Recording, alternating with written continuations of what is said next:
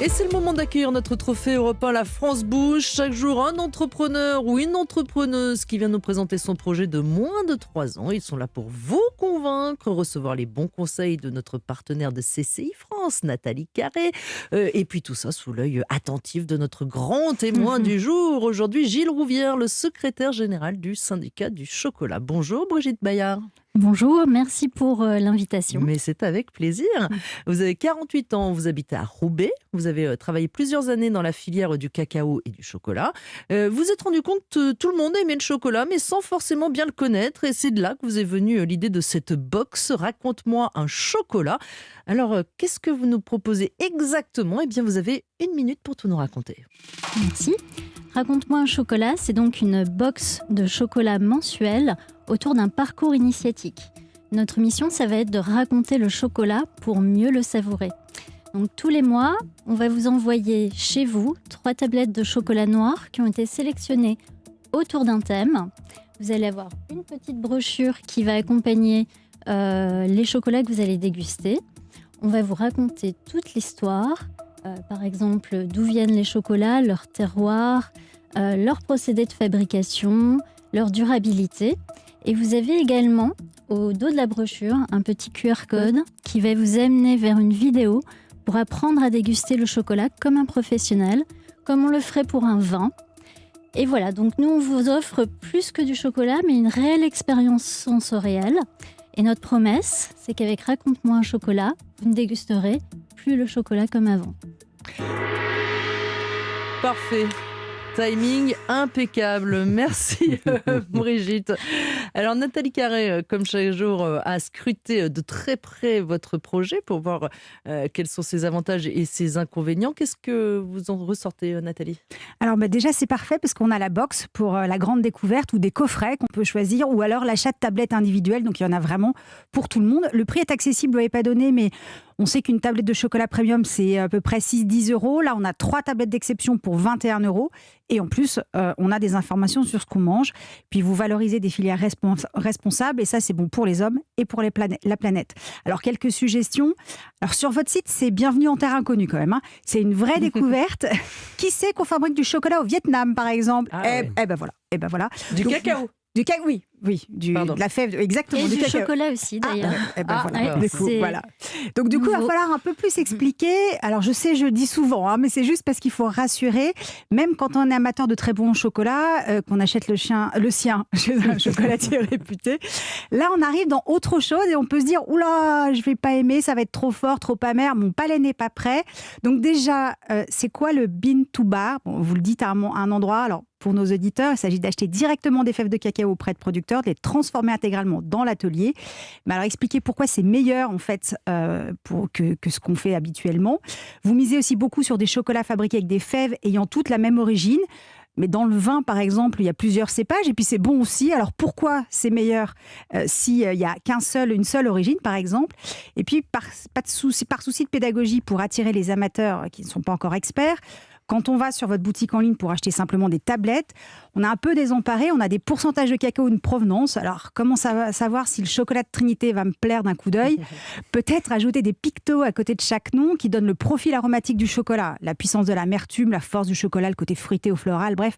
Parce que plus vous aurez de références, et je vous le souhaite, plus ça sera indispensable. Et puis enfin, vous avez choisi le côté parcours initiatique pour vous différencier des autres box de chocolat, mais peut-être que le simple côté exceptionnel, l'exceptionnel expliqué, suffit parce que c'est vrai qu'on ne sait plus à quel sens vouer, puisque tous les fabricants de chocolat disent faire du chocolat d'exception. En même temps, on peut le comprendre.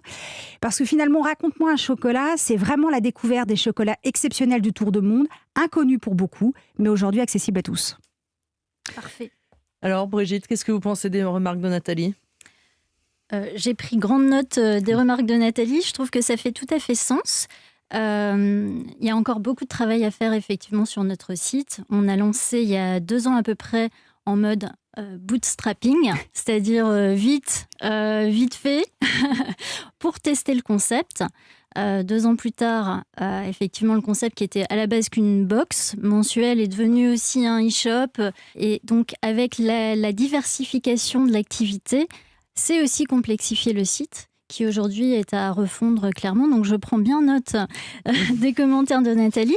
Et puisqu'en fait on se base aussi sur l'expérience gustative avec une petite courbe de goût qui est sur la brochure, notre ambition c'est aussi de passer en revue nos chocolats pour justement pouvoir avoir un profil aromatique de chaque tablette qui va justement vous permettre de décider si vous êtes plutôt un palais pour le Pérou ou pour le Congo. Moi, j'ai goûté le Vietnam, parce que là, Vous pouvez nous dire la différence là entre les deux? Tout à fait. Alors, le Congo, on va être plutôt sur un cacao très terreux, très robuste. On est sur un continent africain, alors que au Pérou, vous allez avoir plutôt une note beaucoup plus fruitée, acidulée dans un chocolat, alors que vous n'avez que la fève de cacao pour justement marquer les différences. Et vous nous disiez, vous avez aussi des fèves de cacao qui viennent en voilier. Exactement. Qui sont transportées par voilier pour réduire l'impact carbone. Oui, comme Gilles Rouvière le notifiait tout à l'heure, un des enjeux capitaux de la filière cacao et chocolat, c'est la durabilité. Et c'est un sujet qu'on aborde au moins une fois par trimestre dans nos box, avec des initiatives plus qui sont mises en place par nos chocolatiers partenaires. Et notamment, on a plusieurs marques avec lesquelles nous travaillons qui font transporter leurs fèves en voilier pour limiter l'émission de CO2. Ça met 8 mois à acheminer. Oui, quand même. Voilà. Oui, mais le luxe, ça s'attend. Exactement. Voilà. Et ça augmente beaucoup le prix?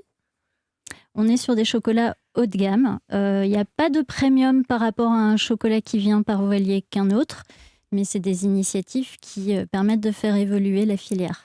Vous avez aussi, je crois, j'ai vu du chocolat sans sucre ajouté. Tout à fait. Et ça va, c'est pas comme les bonbons de tout à l'heure, c'est bon? C'est très bon. On a du chocolat dont le sucre est remplacé soit par la poudre de banane. C'est une recette de Néo Gourmet qui a été co-créée avec Thierry Marx. Une autre marque qui propose aussi une alternative au sucre avec la poudre de fruits de coconut et de mangue, aussi très fruitée. On a aussi travaillé avec une innovation qui a été réalisée par un ancien de mes employeurs qui s'appelle Tout Fruit, où le sucre est remplacé cette fois par la pulpe qui enrobe les fèves de cacao, qui s'appelle le mucilage. Et là, vous avez un chocolat qui est 100% cacao, qui n'a pas de sucre et qui pourtant est fruité par cette pulpe blanche, qui a un goût aussi très frais et très savoureux, qui rend le chocolat très On a l'impression de le déguster. Oui.